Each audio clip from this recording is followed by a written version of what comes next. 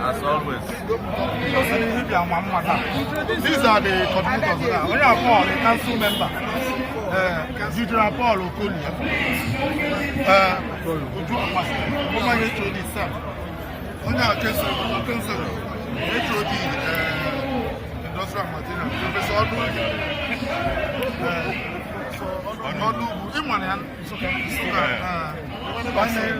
Mike, Jumbo, I know my we're going back. I got my side.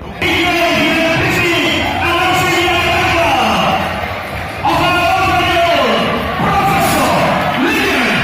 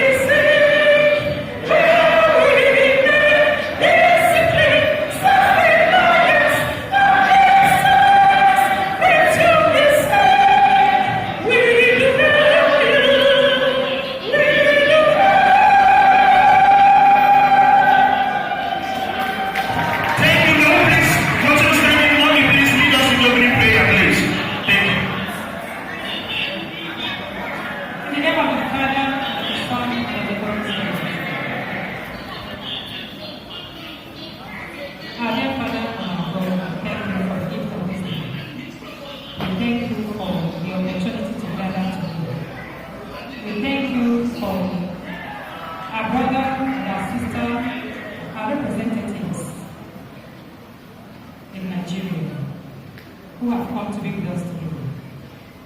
We pray, O God, that this gathering will bear fruits that will bring the progress of Anambra State, the progress of Nigeria, and in particular, the progress of Anambra State. We pray, O God, that at the end of this meeting, all the glory will be yours alone. In Jesus' name we pray.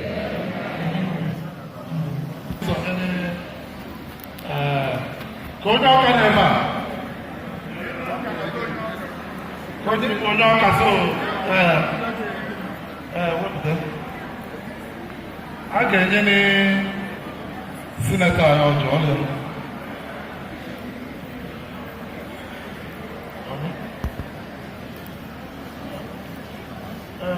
Oh, yeah, what's that one?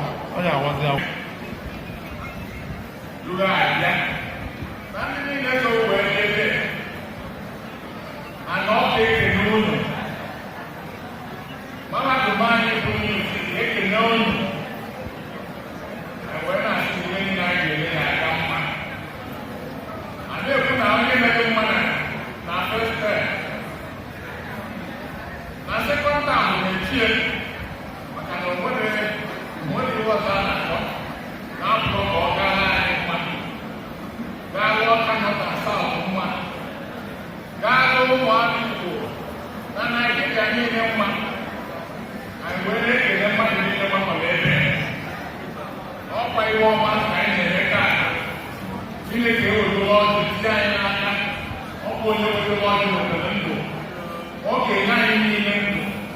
Okay, then they are choosing the man. When they are not charging, now you will not.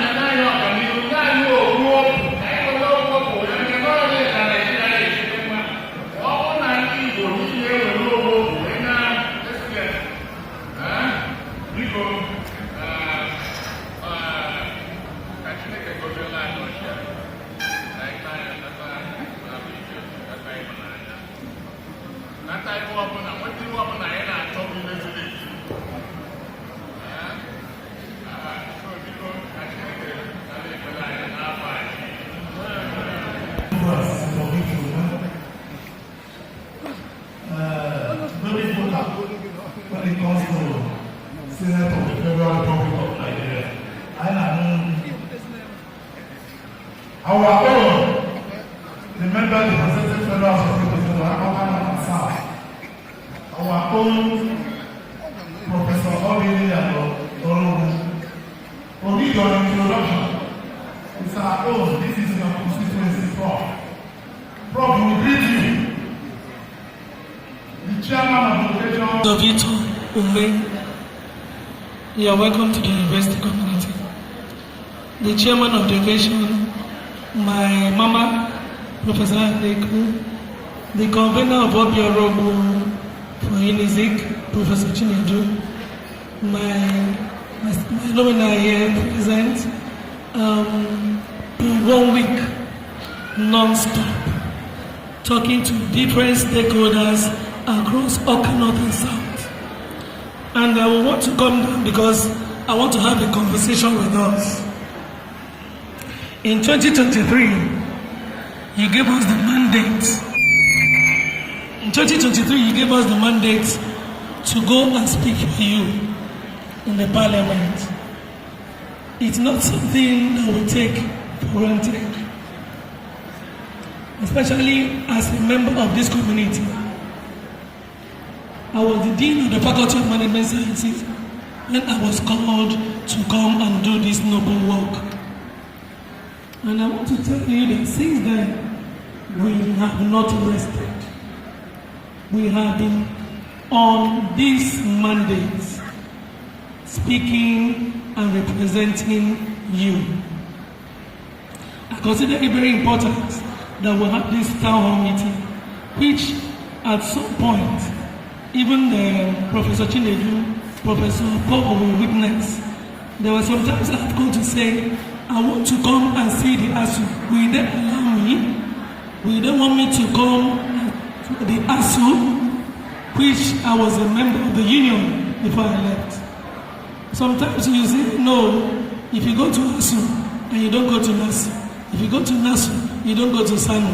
And it looks like, instead of causing a chaos, let's do a town hall meeting. This town hall meeting was scheduled sometime last year, but because of the teething problems we have in National Assembly, which is fundamentally the non-implementation of the budget.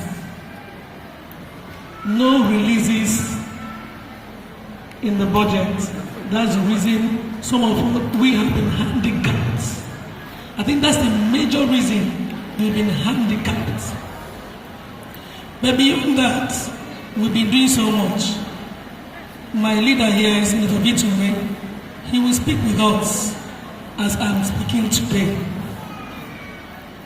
This university had one, as soon as I office, one of the things I needed to do was to handle the issue of not payment of salaries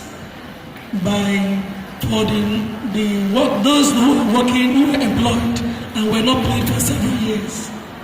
I raised that motion on the floor of the chambers, which many of you saw. Beyond the chamber, we have been fighting right in the ministries, Federal Ministry of Education, Budget and Planning, and all that. At some point, they said, you can't tell me that this employed and they've been working for 4 years, 3 years, no payment, and they're still coming to work. That is not true. They refused to pay. And you know, in this kind of thing, it's only diplomacy that you use to pursue it. You cannot beat anybody. You cannot force them. But you keep appealing. When Ike Chebelo was sitting as the vice chancellor, so many times he came to National Assembly on this matter. We were accompanied to the Civil Service Commission and different places to make sure that this thing is done for the non-payment of salaries. Ike Chebelo left. Professor Cameron came. We continued on the same thing. At some point, the parliament recognized me as having been a product of this university, and each time the visits come, I want to protect. Do you understand? In fact, recently, sometime last year, Professor Bond came and we're dragging on issues of disemployment. At some point, the panel said that they don't want me to speak again because my duty as a product, both as a student and a staff of this university, is to protect the interests of this university wherever I see it. We have gone through battles you don't even know about. Fought battles you don't even know about. Shortly before Professor Cameron left office, we came here. The Committee on University came on an oversight here. She mentioned some people that she was getting an approval to do an employment. But because of timing, she could not execute. So it was Professor Bond that now came. And the burden he had for the people that were not paid, the unpaid staff, he said that a big percentage will go to them, which he also came to the parliament to present, to defend. Not everybody will be employed at the same time. The claim is almost about 10,000. Meanwhile, he had just about 400 approval. So he will take the one he will take. Now when we have another window, they will take more. So we've been doing this. As I'm talking to you, when I was the Dean of the Faculty of Management Sciences, nobody sent me, even as the Dean. I, on my own, had a reunion where we raised funds to start a building for the Faculty of Management Sciences. On my own, that event held at Stanel Dome. We raised funds, started the building, did foundation, but we could not proceed, especially as I left the university for this new position. But since I went to Abuja, knowing fully well that I have an unfinished project here. I've been pursuing to make sure that this project is completed. Can I have that envelope there? Can I have that envelope? The brown one. Open it, bring it out. Bring out the documents.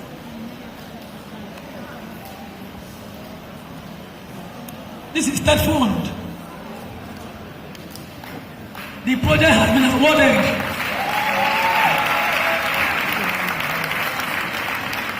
So that project it says reallocation for the year 2026 third fund special intervention for completion of distressed projects.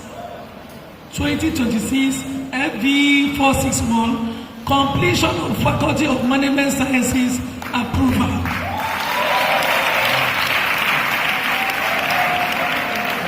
Are you seeing it?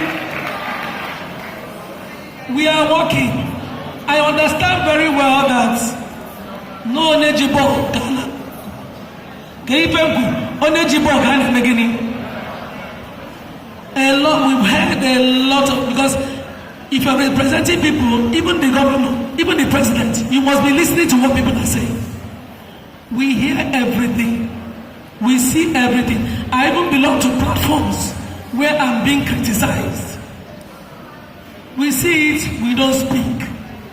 The important thing is that you're working. Make sure you are working. A lot have said,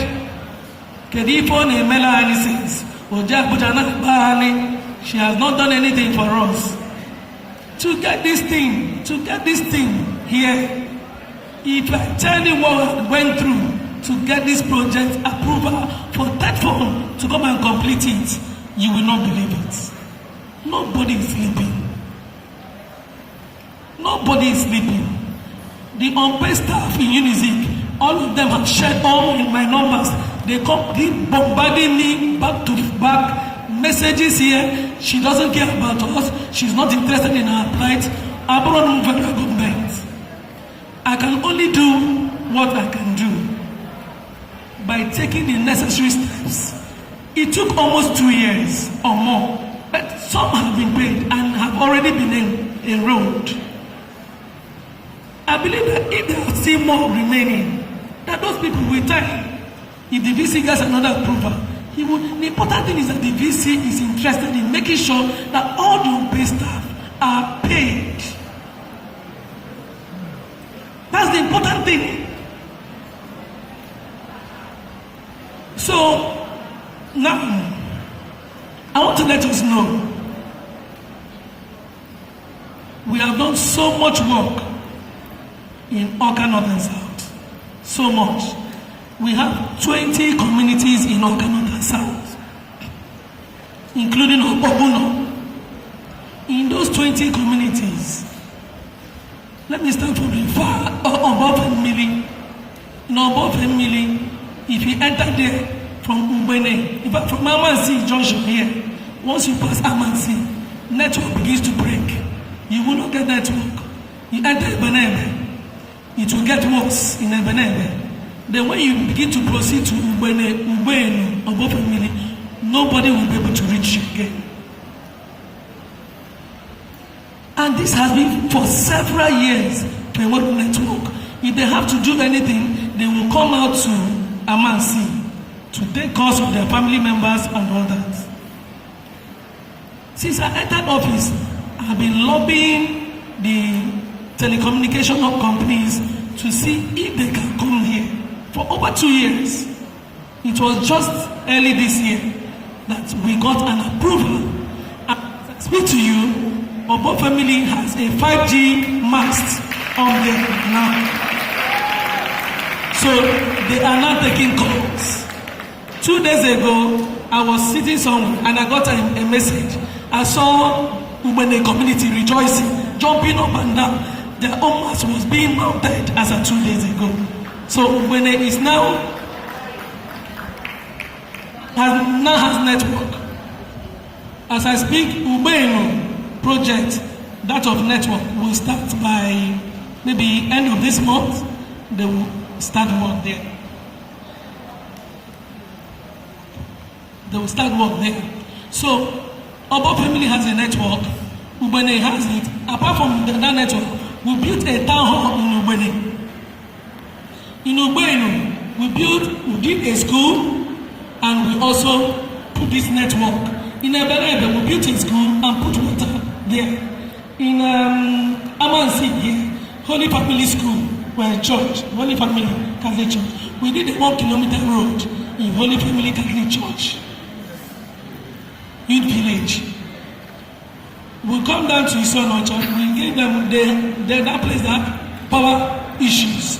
We had to bring in a 50 kVA transformer to Isonocha.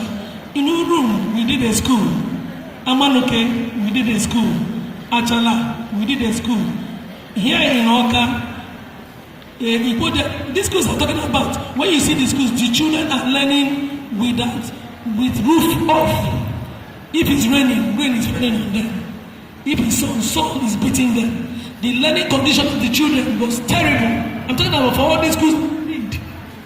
In Oka here, there were schools here that the environment for learning was very inconducive.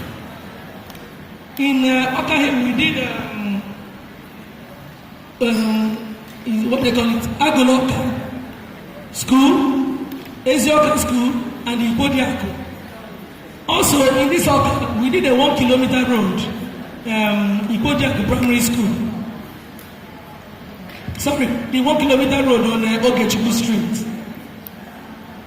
Then in Numbaogu, we did a school in Numbaogu. In Ishiago, we did an ongoing project, police station. Numbaogu, we did a school. Among them, it's ongoing now.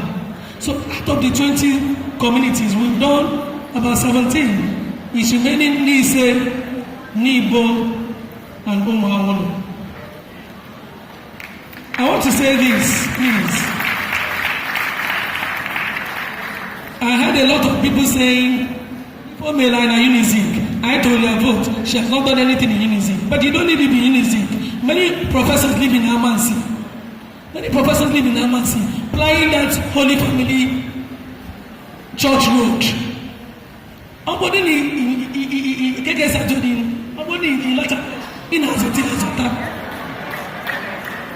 The students, our children, if you know the state of that Amansi Road and what it took, we are not executive, we are legislators. And it has become in such a way that if you don't do this work, in fact, the only parameter for assessing your performance is if you do executive functions, building of roads, classrooms, school, healthcare center, all those things are executive functions. Peter cannot even move anywhere without him, because he is the person that is bold enough to talk.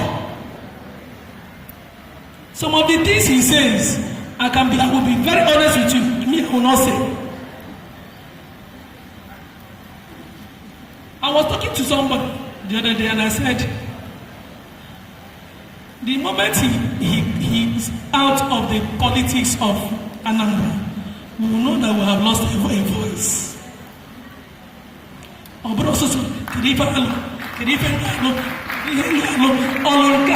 didn't build. Look for who we speak for the Nibani. Our people are losing our voice to the opposition. Recently, you saw what the government was saying in Ebonyi State. Who didn't see it? Who didn't see it?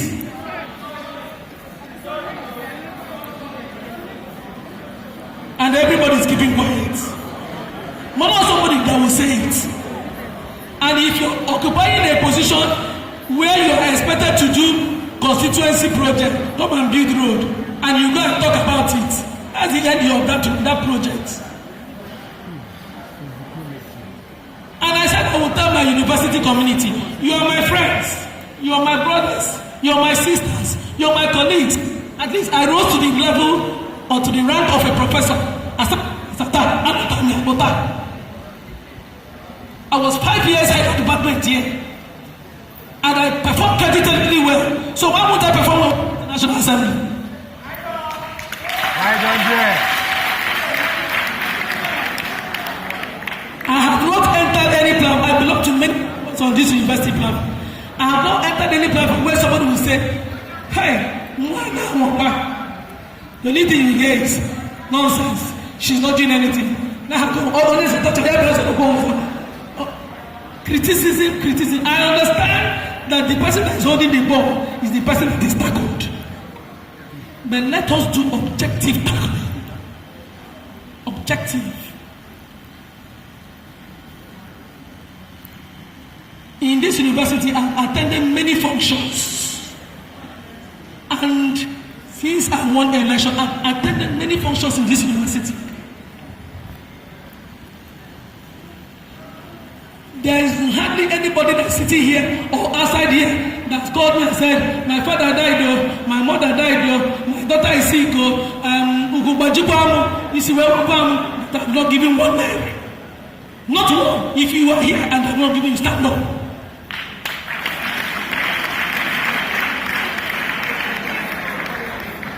Because we cannot do you wrong.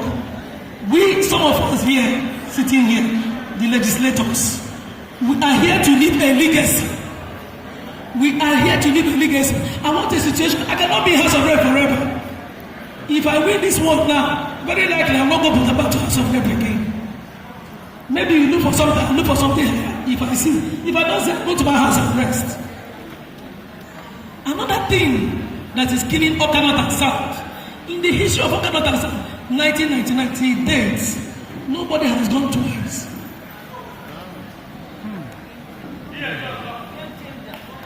Nobody has done it twice. But this time, it will change. Why did I say so? There is nobody in the history of Oka North and South that has done 1/10 of what I've done. Show me the person. Show me the person. Nobody. I'm not boasting the Lord. We have been very mindful of what we're doing. There is no perfect leader anywhere. No perfect leader. If you come and wear this shirt wearing now, you won't do better than me. Those that are criticizing, you cannot do better.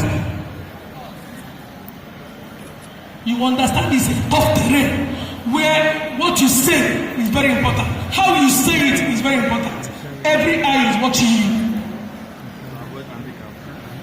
So we are here to restore your confidence in us that we cannot fail you.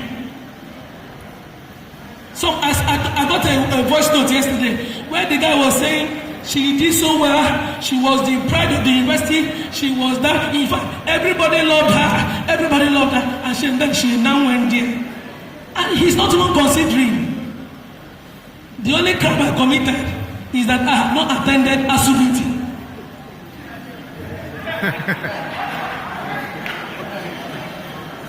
No, that now, since I won the election, that I have not attended ASU meeting. That's the crime I committed. If in this Oka North and South, I have done series of town hall meetings. Series. And let me tell you, and I stand, Senator is here. He's here, he's listening to me. The media is here. We don't earn anything other than salary. I had no contracts. The contracts in the budget, contractors are being owed in billions. I don't know if you know you've got, maybe in your family you have a contractor. Recently, sometime this year, they started protesting. They started protesting in Abuja.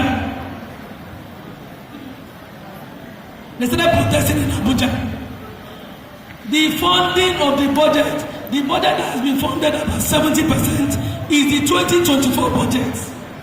We have 2025, we have 2026. Tinubu has said that he will not do 100% funding, that he can only do 30% funding. And we're still waiting for the 30%. Let me say it again, put it on record. I have never seen Tinubu's money since the International Assembly. Go.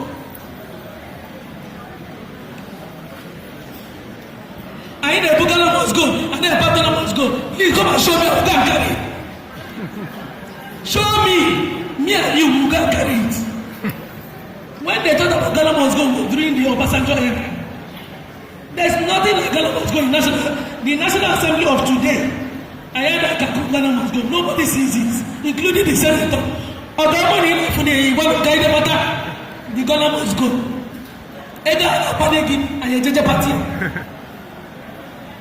All these things are fictions and imaginations in people's mind. What I manage my life with is my salary, and I use it to manage the whole constituency. There was somebody I wrote a message here. He may be listening to me. I said, anyone send me a card number. Because I don't have anything again now. I've shared everything. In our name, we're singing, because I cannot go and say, I'm not. Since I entered assembly, I have never contract to work like this. And I want to do contract. If you see it, come and show me. Please. This mindset of I know it will be difficult to disabuse it from your mind, but gradually begin to unlearn those things. It is not existence. So I'm making now. If I talk too much, I don't know what my senator will do. He's going to come and throw more light to what is happening in the National Assembly. I understand this is a university community, and there are many people. He's coming from the other person who wants to take my seats. Do you understand what I'm saying? What talking on platform? Giddy, she did that, or she did not do that. Monitor the person. The person is talking for the person that wants to come and what? Take my seat. This is a political environment. Many of the people go for elections. Many of us, when I was here, I used to go for elections. So we are all political animals. I understand that other people will be here who want to edge me out so that their own candidate will come. There's no vacancy. There's no vacancy.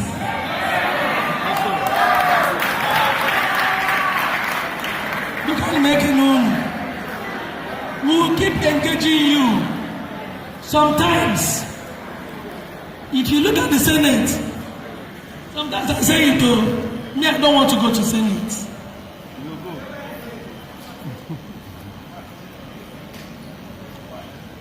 Why did I say so? It is cumbersome. 7 local governments. I know the number of people that come in from Okanagan South. Then you will lose another 5 local governments in here. Also, on easy lies the head. Where's this going? Let's learn it a bit. Be kind of making now say, no anymore.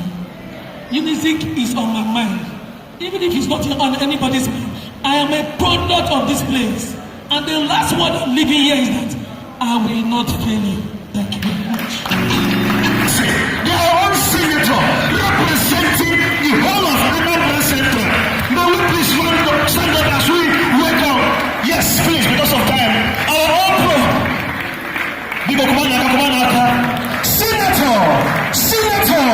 Senator, the eloquent Senator, Victor Umeh, member representing Anambra Central in the red chamber. Thank you very much. Please sit down. Thank you very much.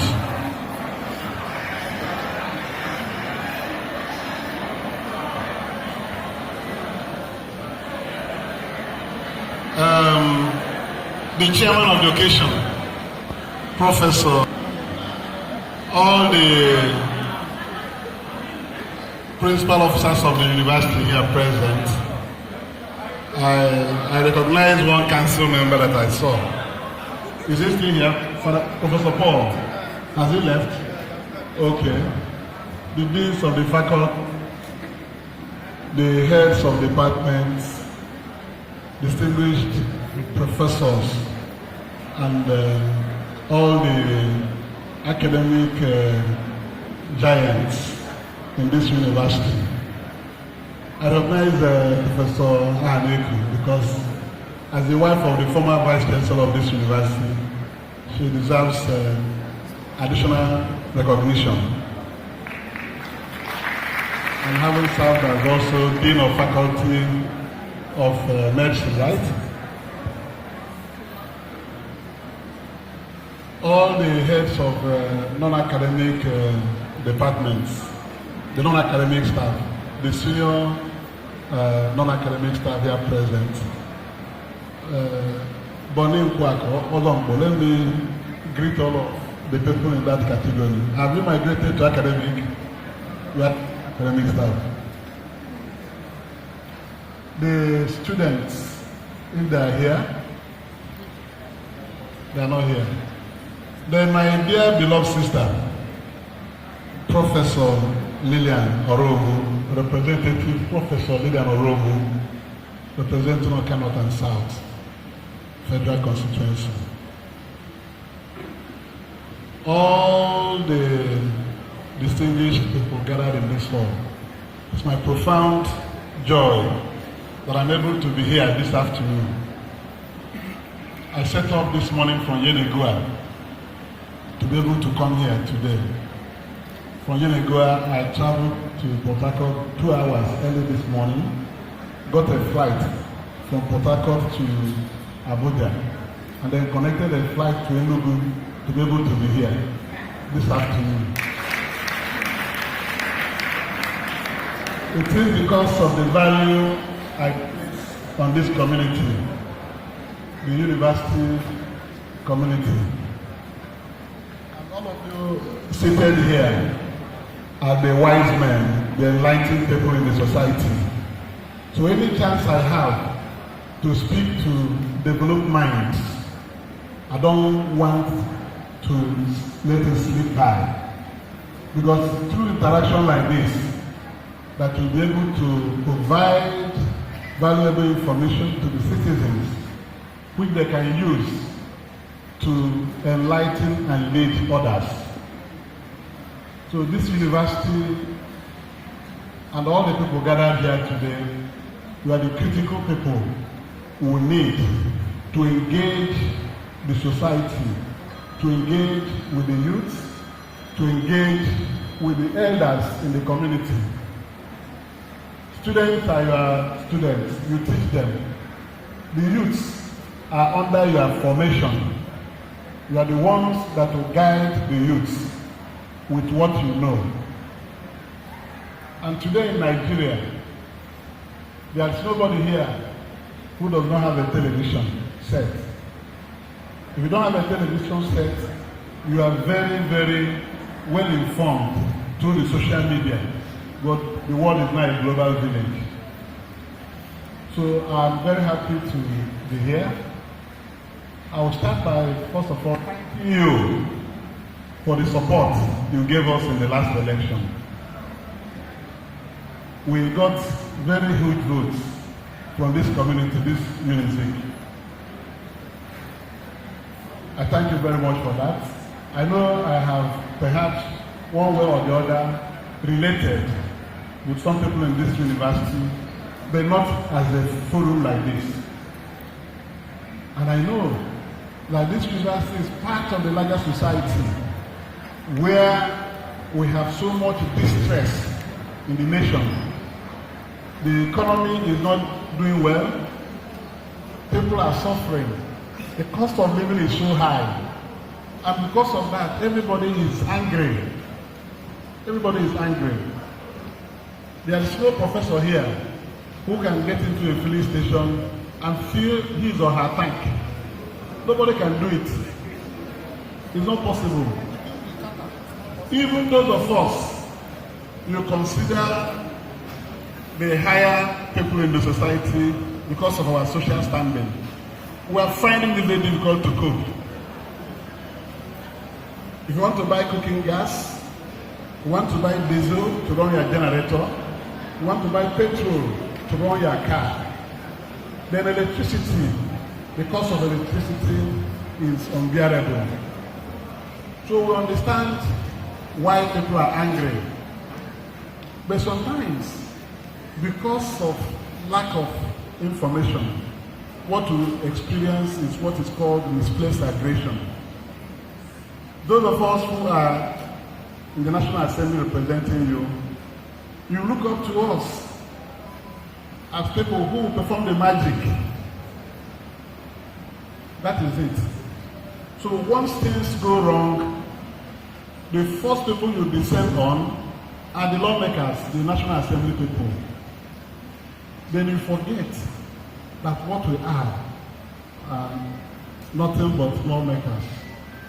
We are not the executive that is charged with the responsibility of providing these things you need. We make law, what we do is oversight. We oversight the executive. It is the person who is governing that is empowered and equipped with the resources to attend to the needs of the citizens. That's why we have budget. And this budget, the lawmakers do not prepare the budget. The executive prepares the budget and brings to the Assembly, National Assembly, to pass it into law, because the executive cannot spend money unless it is passed into law. We approve it and pass the Appropriation Act before the President, in the case of the National Assembly, can spend the money. So let me limit it to those of us that are National Assembly lawmakers and leave the State Assembly with their governors. We are in charge of federal budgets. We approve federal budgets. The President cannot spend a dime of Nigeria's money. And the President can also not borrow money unless it is approved by the National Assembly. So oftentimes we misjudge this responsibility. If the President brings estimates of what he wants to do in the health sector, agri sector, infrastructure, roads, electricity, power, and all manners of things the President wants to do for the country, he will bring them as a budget.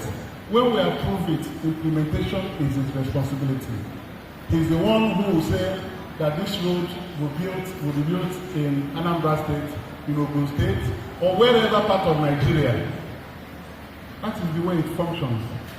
Then we are lawmakers. Of the old, there was nothing called constituency project.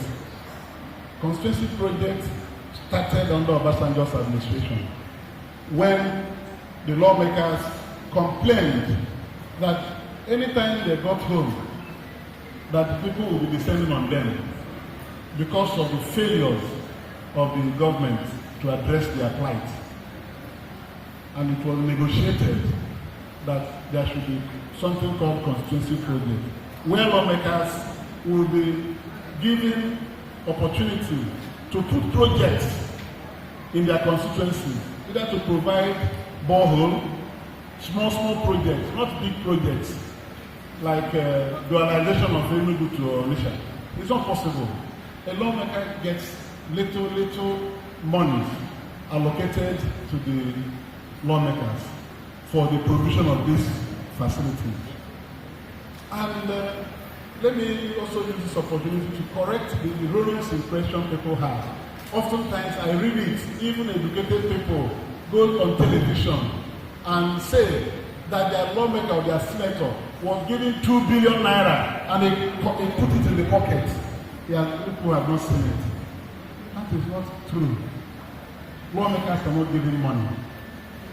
What you do is that, like me, in a budget year as a senator representing Anambra Central Senatorial District, I'm entitled to put projects worth 2 billion naira. Projects worth 2 billion naira. And it is the 2 billion naira that I break down into classroom blocks, sundry little things, spread boreholes, spread across the 7 local governments that I represent, 2 billion naira in a year. Scholarship, all kinds of things. It is you that will prioritize what to use the 2 billion naira to do. And you put it in the budget. that is the constituency fund project. You do not even award it. You cannot award it. Award of projects remain the responsibility of the executive arm of government. So when you compile these projects and put, it is the government through its agencies where you domicile these projects that will award them. They will select the contractors, they will monitor the execution, and pay the contractors when they execute the projects. The money does not come to the lawmaker. So when you think that you have somebody who is representing you, oh, we have not seen our money, it is because of lack of explanation. It is not the way it functions. It is the president who will fund this project. If he releases the money, the 2 billion, to the agencies that will award this contract, then the agencies will award the contract. They will supervise it. When the job is done, they pay for it. The lawmaker does not touch 1 naira of it. I needed to explain this so that some angers will go down. So they understand that Lilian is not giving any money, or Big Umeh is giving any money, paid into my account called Constituency Project Fund. It is the government that controls the fund, awards the contracts. When they are executed and certified, the government pays. But the tragedy of it is that in the previous years, constituency project funds were released by government to the agencies that will award these contracts, supervise and ensure that they are done. In the past 3 years, we have not seen that money. You are here. You are professors, PhD holders. You are part of the community, Nigerian community. And you see these things on daily basis on television where it is being debated that budgets are not funded. 2024 budget, not fully funded as I speak with you. 2025 budget, 2025 last year, the whole of last year, government is still struggling to fund 30% of the capital projects in 2025.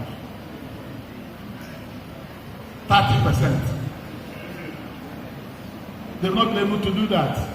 Last year, around October, they said they will pay 30% to the agencies for these projects. And the year finished, it was extended to 31st of March 2026. That 30%. On 31st of March, the same thing, no money was paid to anybody. You'll be seeing them coming to defend budget performance in the various committees in the National Assembly, and you see us fighting with them, asking them to show reason why they have not been able to do this. Nobody. You continue to see it on televisions. 31st of March came, they obtained the same 30% not yet released. It was extended to 30th of June this year. Today is 18th of June. That 30% we are talking about for 2025 budget, we have about 12 days to end this June. So no sign. And as we were preparing to go, we had to extend the same 30% to 30th of September coming to enable government fund 2025 budget up to 30%. And somebody will be here saying, oh, they have stolen our money, we were giving money, they're not doing that. I just decided to explain this so that all of you will now be in terms with the real situation on the ground. Despite this, we've been struggling to meet the needs of our people. In 2024 budget, I think the first thing I put in the UNIZIK here, artificial intelligence building. I put it, I don't know, it's finished now to equip it. So 2024, we struggle to finish it now, but to equip it is what is outstanding. 2024. This is 2026. We've passed 2026 budget. Nobody is talking about 2026 budget now. Since we have not even finished 2025, we have not funded it. We have passed 2026. When is it going to commence? I say this to you, my brothers and sisters, for you to understand the truth and hold your representatives accountable where they are failing, where they are frustrated. You have to place the blame where it should be. The blame is on the government because they didn't give us any money. We don't handle the money. We don't touch it. They do that. Go and do your investigation. Some people do what is called project tracking. If you go, you say you track a project, they go and check from the budget office. They will, what you record there is no money released. But we are being lampooned that we are not performing. Well, we are performing because even with these difficulties, we've tried to do one or two things in the constituency. What he told you she has done. I can't fail to tell you that she goes extra miles to attract support for what she does. Through other agencies of government, some of them are donor agencies, and when I campaigned with her here and across Oka North and South, I said that this is Professor Lilian Orogbu. Please vote for her. If we get to the National Assembly, there won't be many professors in the House of Reps. I said it so that she can distinguish herself, and when she gets there, she will ascend because of her academic accomplishments. And like I said it happened as soon as we got there. Lilian is no committees that are important. If you don't put her, who will you put? In Nigeria, how many women are in the House of Reps? 14. In the Senate, there are only 4. 4 women are senators. So when we go to international community, Nigeria is a laughing stock because we don't have women. And this is a period when women are being propelled to leadership globally. So any place Lilian goes, she gets into the committee. If the Speaker of House of Representatives want to put women that will go for this one, for this one, for this one, Lilian will be there. She's a member of the African Parliament. She's a member of the African Parliament. She's a member of the Inter-Parliamentary Union. There are other agencies, global agencies. Lilian must be added because of what she is. So as she's going around, maybe Esther flying tickets, she will save her money and come here and use it to do work in the constituency. It's only a small thing going on. So my sister, I'm happy with what you have enumerated, you have done. And I know how you have struggled to get it done. And you know what a man cannot get, a woman can get it.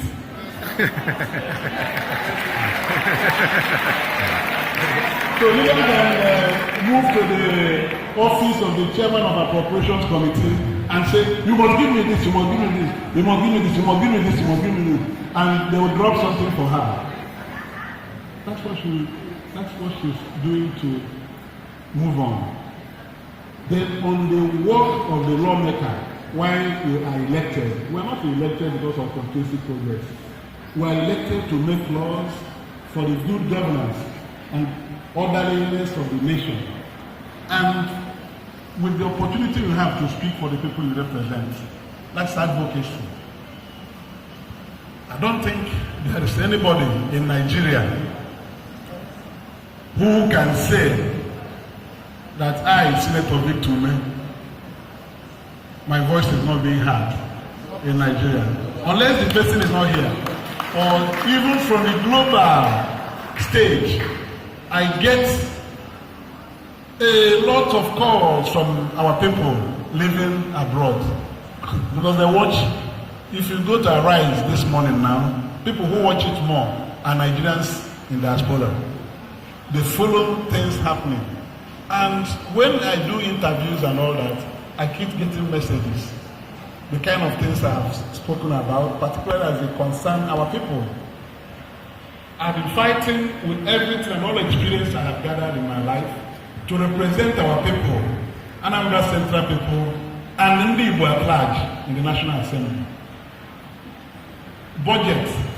If you have been following budget sessions, you will see the times I have stood up to challenge the government on the issue of infrastructural fund allocation across Nigeria and how our people are being marginalized.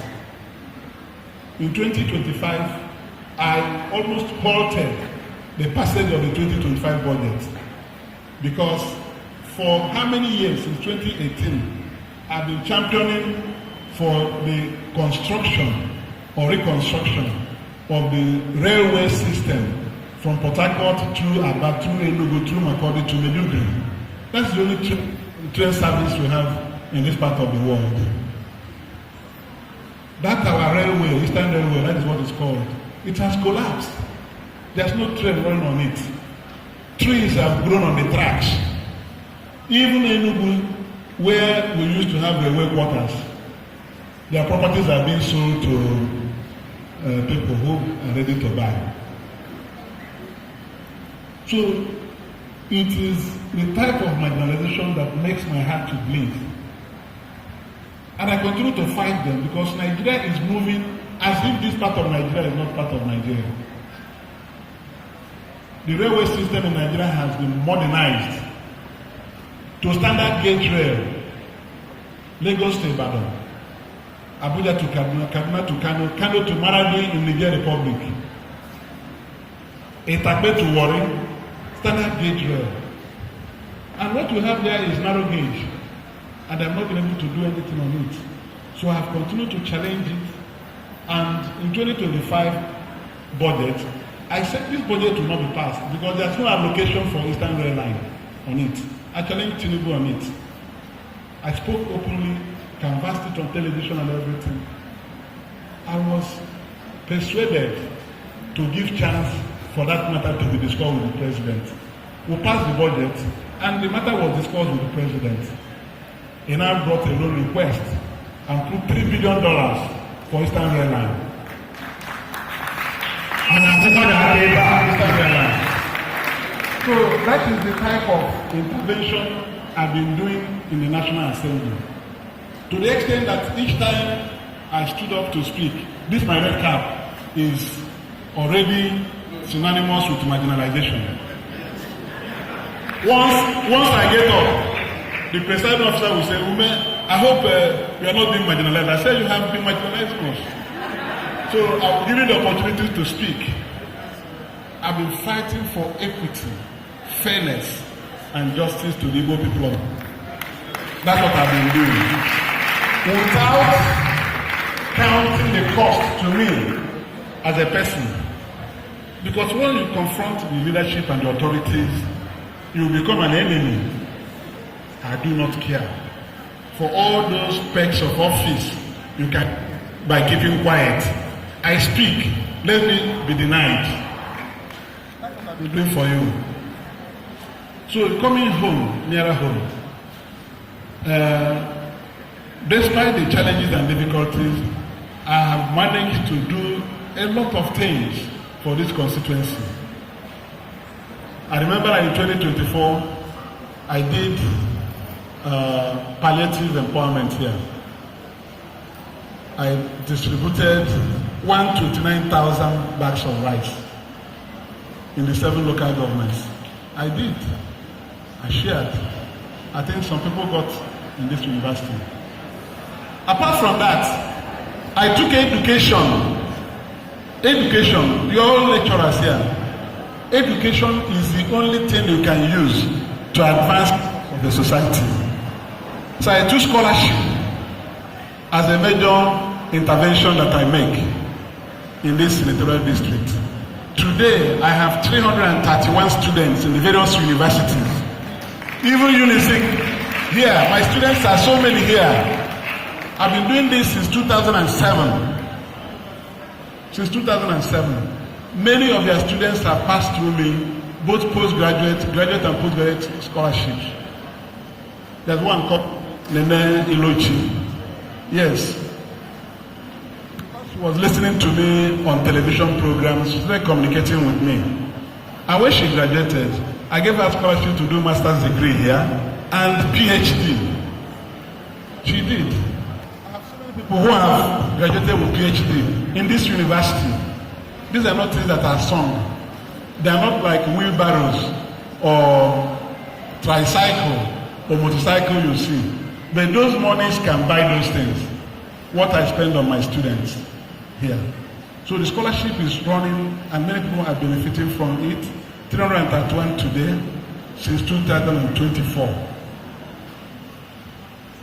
I also invest in education infrastructure, classrooms. I'm the one building the largest number of classrooms you can think of. Almost any community has a classroom block going on in the various communities in this senatorial district. I've attracted growth as well. But because I don't sing it, it's not our primary responsibility. The people look out for it. I have a road that is already asphalted here in Oka, Umudioka. I have done Agro Road, 1.2 kilometers. I've done in Ogidi, Boki Road, Boki Poly Road. Others under construction. Mopun 29 Road will be flagged off in the next 2 weeks. In the next this Mopun 29 Road. There are other road projects that I have. So what I want to let you know is that the greatest thing that we need to do is to stay together as a people. I'm representing you in Nigeria in a manner that nobody can play with the Igbo people. You've spoken about Peter Obi. Yes. Peter Obi is number one enemy of the government. You know it. Is it not true? They don't want him to contest the election. That's where any place he gets into, the cause crisis there. From Labour Party, we moved to ADC. They started there. I told them, let's go away. Because what we are looking for is a platform where you contest for president. That's what our people want. Our people must contest for that office. Anytime that election holds and no person from here is contesting, we are finished. So Peter is making sacrifice on behalf of all of us to present himself to run despite the attempts being made to stop him. He's very stubborn and we're moving with him. All of us with Lilian. Any place Peter is, that's where all of us are. That's where all of us are. Because I speak all the time on television. After Peter, I'm number 2 enemy of the government. I say it without apology.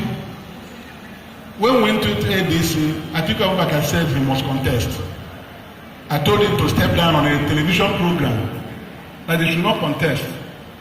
I told Atiku, how many people will tell Atiku not to contest? I told him you cannot contest because 1, you will be 80 years. 2, it is not the turn of your people. It is the turn of the South. And if you come to the South, you should come to the Southeast. That's what it should be.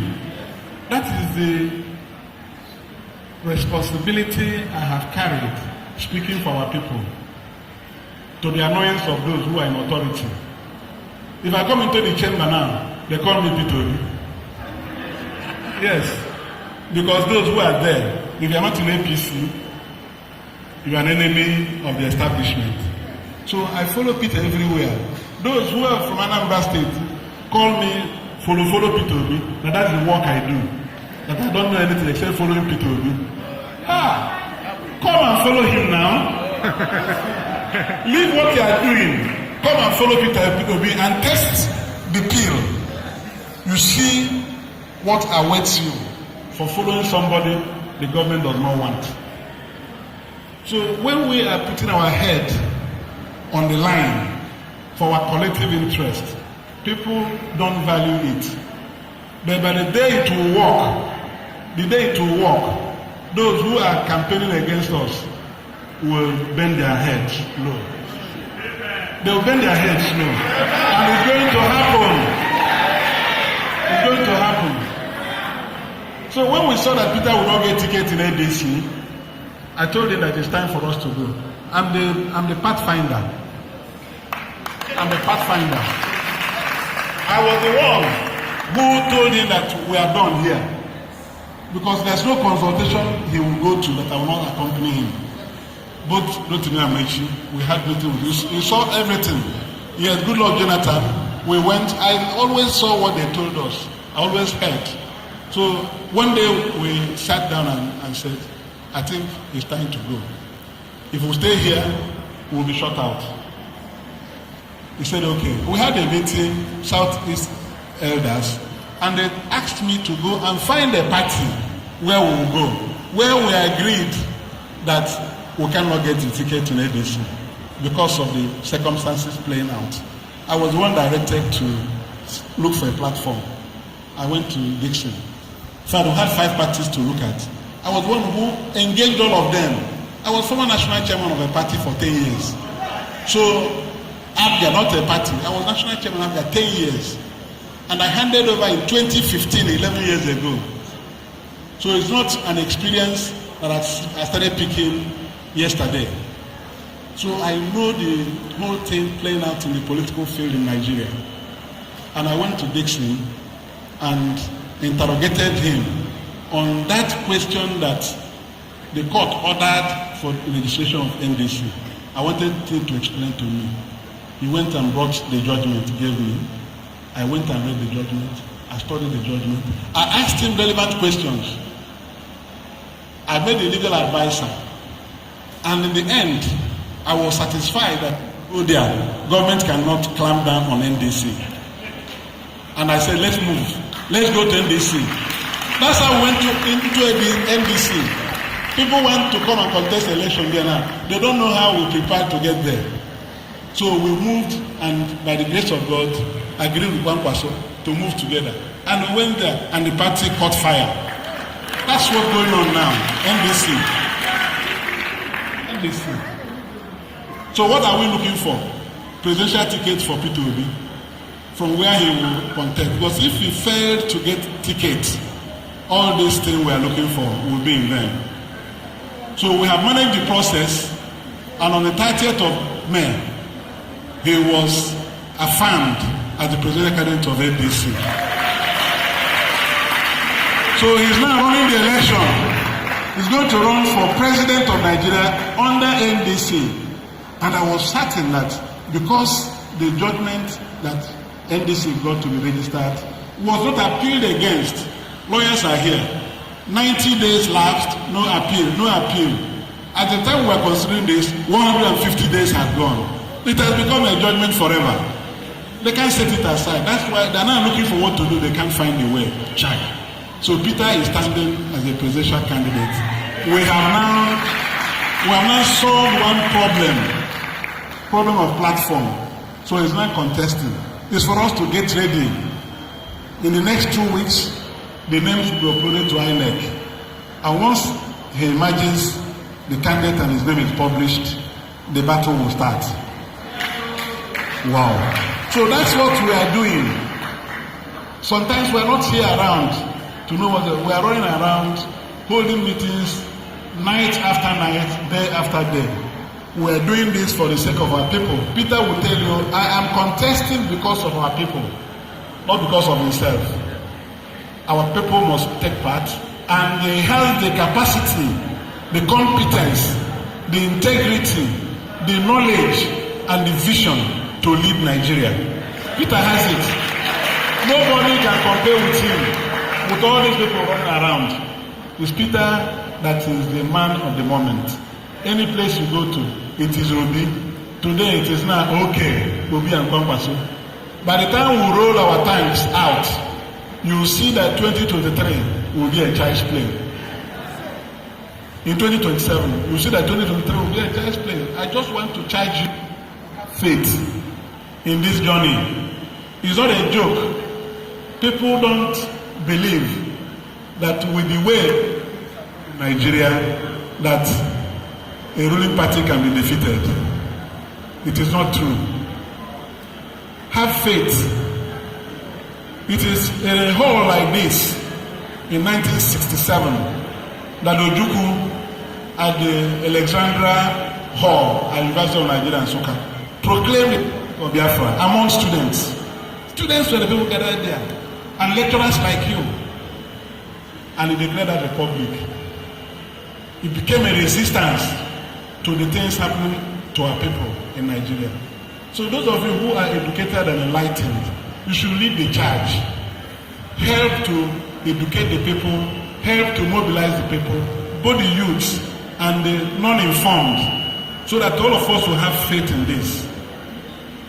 Yes, I'm a senator and running to go to the Senate again. Lilian is running to go to the House of Rep again. She has more compelling reasons for you to vote for her, because she will be a ranking member. When she wins this one now, she will go into second term. There is ranking in the National Assembly.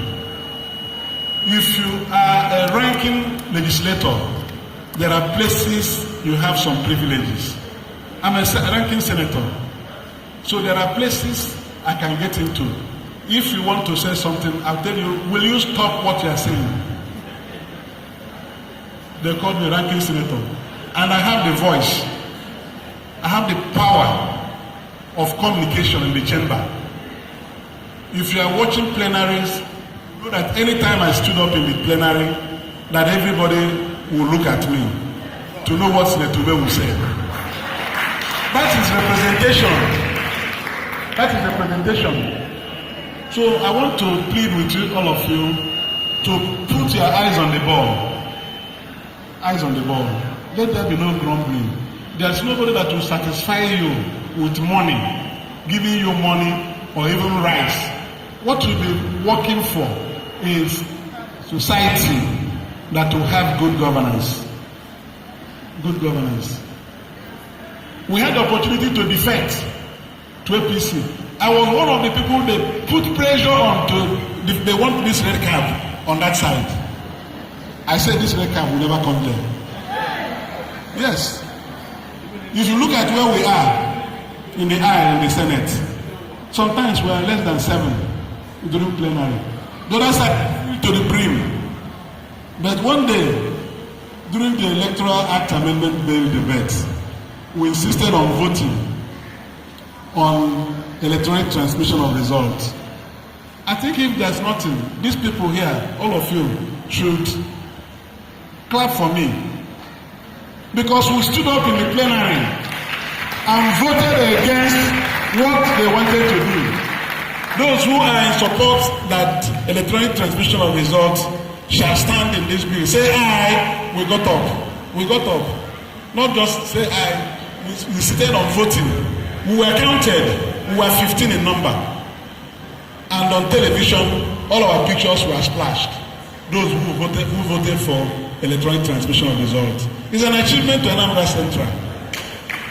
Yes, because I did what you people wanted, what you wanted me to do. I did it. And that's the way I've been standing for you in all things. So my people will prepare my 3 years in office. I will not be here to start naming the communities where I'm building ABCD. My media team, they are producing, because last time I had 17 months record when I was in the Senate for 17 months. Now in 3 years, that will be printed again and shared. If I meet you next time in a forum like this, everybody will have a copy. So when you read through it, you verify.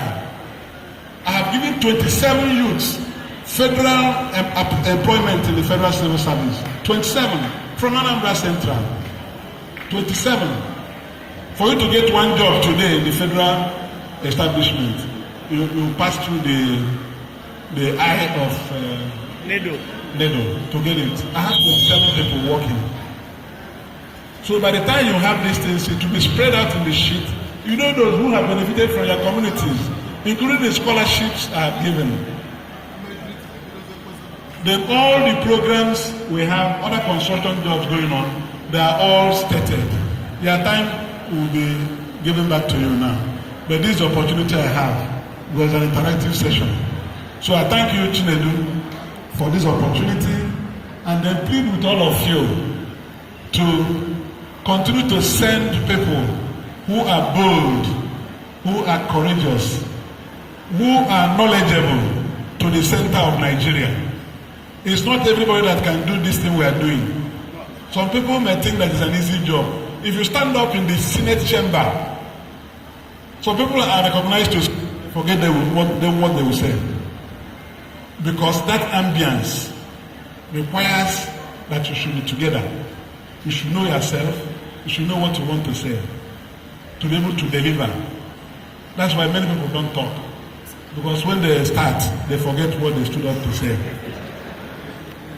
We have overcome that fright long ago.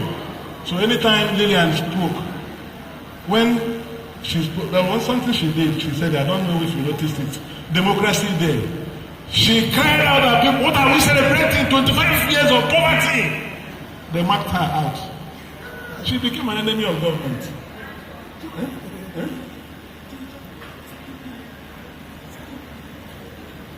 Okay. So, okay, there was something she wanted to do in this university. They removed it. Because she was vocal and audacious and bold. That's what you want. But these things have cost. And there's somebody who said, whether I speak the truth, I will die. If I don't speak the truth, I will die. That's the famous quote of Senator Dino Milaya when we were in the 8th Senate. Mr. President, I will speak the truth and die. If I don't speak the truth, I will die. There's corruption in high places. So that's it. So bear with us with our utmost best to provide palliatives, give support to the people we represent within the limits of what is available to us. So know that the budget, non-implementation of budget is hampering a lot of projects. We have them already awarded, but no release of funds. If they start releasing funds, you see a lot of these projects moving faster than we are seeing them. On this note, I thank you very much, and I look forward to another day where we shall engage.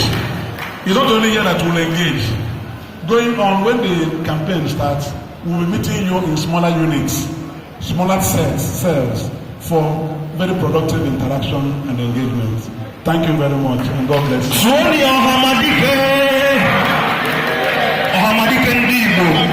Yes, you can do something. A round of applause for that wonderful speech by our host, dear Senator Umeh, representing Anambra Central in the red chambers. He has said it all. Okay, I don't know whether we are going to answer questions or then we'll just finish. And we'll finish, Just 1 or 2 or 3 maximum. Okay, after that. Yes. I'm not enlightened. I like the speech. Having seen the senator, mostly when he was just explaining constituency form, people like us do not know. Our question was that this lecture was really cool. If I have the power, I would say you become a lecturer, constantly the lecturer, you really lecture us. But my own worry, personal worry, is that you are spoken well. In the university system like this, youth are coming up and growing. We are finding it difficult for this PVC. I don't know whether what you are doing, they are about registering for the new people collecting new PVC. Sometimes when you go, they will give you 10 certificates. So I don't know what people are doing about PVC for the younger ones. I have my things. I have my permanent doctors, the ones of the younger ones coming up that are finding it difficult. This is a serious thing we have to take up, mostly for central, for this our center. That's my own contribution. That's my own, that's question now. And I've always worried as a person. I keep on saying, I hope we will be able to defend the vote we are casting. Because if you look at the people here, these are the serious voters. I was looking at the faces of people here. I know these are the serious voters, and they were likely to vote. But are we going? Is there anything? I'm not trying to say let's roll it out now. But is there any moment that doing that we will be able to defend our vote? It has always been a worry. But I'm not saying that we should roll it out. The final one that I'm requesting is that please make it a point of duty to give us this lecture once more. And when you tell us 1 o'clock, we come by 1 o'clock and start it earlier and start it because this is an enlightened community. And these are the people that will carry the message of thank you, my general. Thank you, please, all protocol duly observed. Mine is not really a picture, but I want to comment Prof. Lilian Orogbu. The Igbos will always say, Prof, I want to tell you that some of us have gone impressions before now. And that was the essence of this town hall meeting. I personally came to hear what you will say. Remember, you're my husband, the deacon. And it is good. I observe that what we practice these days is politics of carbon. People will come up and castigate others just to do what? Attract votes. But it's always good to do what? To carry people along. If you tell us you are here, let us know that you are here. You came from us, and we have been expecting to have this town hall meeting. And rightly you explained today that you made efforts to have it, but you couldn't vote. So I want to commend you for this day. Today is rewriting a lot of things. If you see in the spirit, hey, this today is rewriting a lot of story, a lot of history. And what is that? Duly observed. My own is not a question. I want to make a commendation. And my commendation cross across the 3 persons I knew very well on that picture. Starting from Peter B. Peter B, when he was going for the second tenure as the governor. I am from Enugu State, by the way. I had so many enemies from Anambra State. I told them that Anambra cannot produce a governor like Peter B in the next 50 years. And many of them are not a politician. And many of them did not want to hear what I'm saying. Now, second person, our own and a colleague, Orogbu, when she was going for this house, I said, please, let's give him audience, please. Going there, let me see what she will do. She went there and the representative UNIZIK at large. When she spoke about the Umeh staff, that was when I marked her, Igbo woman. For me, my definition of Igbo is not anybody answering or getting but he who has Igbo spirit. Thank you. Finally, give the message in the house. During Buhari administration, any person that has a gun to protect himself, don't surrender it. I went to my village and disseminated it. So these are Igbo people. Therefore, I am not interested in your personal money, but continue speaking for Igbo people as you are speaking. Thank you for coming patient. But just allow us a few minutes. We will leave you and engage you another time. Professor Orogbu, I know you very well in your family, all of you, your brothers, everybody in the family, I'm part of your family. So I know how dedicated you have been in terms of working for our people. For what you said,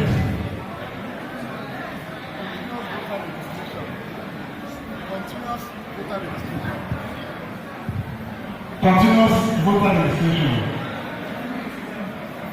Yes. So Henry will tell you what it is, then I will add to it before I give you my microphone after addressing the resolution that there is no way we can win an election if we don't get our permanent voters card. They are doing it all over the country now, and our people are taking it serious. Let me tell you, when we joined ADC, membership prescription started. And before we knew what was happening, Adamawa had gotten 140,000 members. Anambra State, from where PWD comes from, wanting to become the secretary of ABC, who were 20,000. Kaduna, 90,000. Kano, 120,000. And when you go for primary, it is these people that will vote. So we have already lost out because we are medicine across the southeast. That's one of the good ones. We have to get our voters card. I know that the registration is taking place at local government headquarters now. But we have to do what we can to see if machines can go around, even to institutions like this, and other institutions in Anambra State, and other purpose centers, like the markets, where people can go and register easily. Because we need the number. We need the number. So that is it. Then we have a second thing. Protection of the votes. Yes. In 2023, there was a glitch that stopped proper collection of results. That glitch was the reason for our fight on mandatory electronic transmission of results during the Electoral Act amendment process. Yes, we succeeded in part because the Senate passed that there shall be electronic transmission of results to the INEC viewing portal. Where we disagree with what they said, provided that when there is no network, that records will have to manual collation. So the principal provision first is that it is mandatory to do that before we get to where there is network failure. We still have to deal with it. So I believe this review will be curtailed extensively in 2027 because everybody will be there to that these things are uploaded. If you say your network is not there, nobody will leave you to go. Nobody will leave you to go. People will wisen up. But the antidote is for us to be ready to stay after casting these votes, ensure that upload is done before we disperse. People who sabotage it will be risking their lives, I can tell you. So we cannot, because of the rigging of the past and the glitch in the transmission, believe that 2027 there will be another glitch. So we have to be positive and working together. I know that plans will be underway for this thing to be resisted. It is going to be internationalized. Living in Nigeria will be internationalized. Many people are putting their eyes on Nigeria. So let's keep hope alive. Somebody, congratulations. We will do more for you, Anambra State. Many of you have done well in the past. We've experienced you in elections where professors and distinguished academics of this university have stood there to defend the electoral process. So I want to use this opportunity to plead again that around everybody will insist on protecting and defending the results. Just remove our filial relatives during the election. To maintain your honor and your integrity, Professor Nnenna of Futo has put the academia in the golden map. So let UNIZIK take from there and ensure that in Anambra State there must be credible, free and fair election. You can do it. That's a contribution to that in addition. So thank you for what you've done. And the company called Family Homes in that ministry. Family Homes is an intervention agency of government. They get funds from international, from the World Bank and the rest of them, sometimes $60 million. The last time we met to review their programs, I asked them, you have student hosted program. Student hosted program. What of UNIZIK University? That is my own university. I represent them. They said that this phase they have, they took one from different zones, and the next one they will put in other universities. So I insisted that UNIZIK must be put there. Student hostel. Student hostel is not 6 flats or 2-story building. It's going to be a mega block that can take up to 1,000 students. Yes. So this, as I was here, I sent a message to the MD of Family Homes. I asked him, have you now gone into the next phase for UNIZIK? He told me that they have noted it. So it's my duty to go back as a promise I have made. When that happens, I'll come and announce it here. Because it is a state-of-the-art hostel that are building under World Bank sponsorship. So I make that promise, and God will help me to see it through. Then,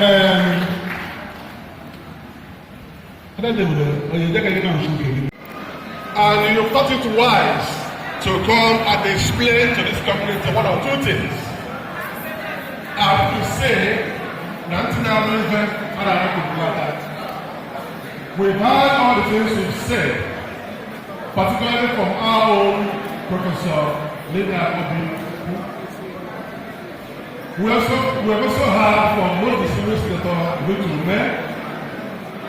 And one striking thing that happened today is that we have seen the difference between a town hall meeting and a political party rally. It is a town hall meeting that we have this kind of engagement. Very different from political rally, where everything tends to be Ojolego. We here. Listen attentively. And they have explained their stewardship. We also had the opportunity to ask questions, and our questions were answered to the best of their ability. So we must express our thanks and appreciation to Honorable Professor Mrs. Lilian Orogbu, representing the South in House of Representatives, and the most distinguished senator Victor Umeh, who is Anambra Central. And the young man is also coming up. Yes, the young shall grow, and we shall grow indeed, as long as we do the part of these noble people on high table.